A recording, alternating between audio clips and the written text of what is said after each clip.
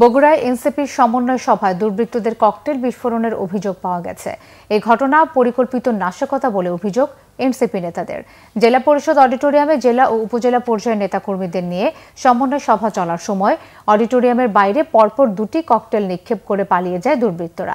এর মধ্যে একটি ককটেল বিস্ফোরিত হলে মুহূর্তেই এলাকা জুড়ে আতঙ্ক ছড়িয়ে পড়ে। তবে অপর ককটেলটি বিস্ফোরিত না হওয়ায় বড় ধরনের দুর্ঘটনা এড়ানো সম্ভব হয়েছে।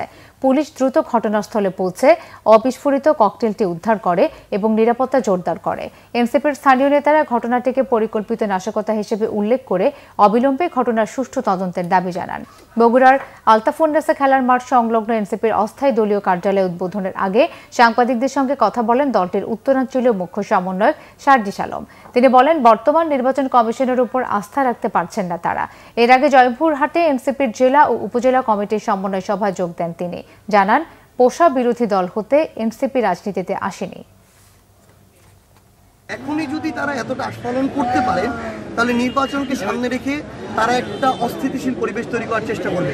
আমরা দেখেছি বাংলাদেশের গুরুত্বপূর্ণ স্থাপনাগুলোর ভিতরে ওইরকম সেন্সিটিভ জায়গায়, এয়ারপোর্টের মতো জায়গায় কিভাবে আগুন ধরে যায়। আমরা এটাকে কখনো মনে করি এটা স্বাভাবিক প্রক্রিয়া। এটা অবশ্যই একটা চক্রান্ত বা ষড়যন্ত্রের অংশ। আমরা অন্তর্বর্তীকালীন সরকারকে অনুরোধ করব, তার এই নিরাপত্তা সংশ্লিষ্ট সকল বাহিনী এজেন্সিকে তারা যেন ওই রকম স্ট্রং নির্দেশনা দেন।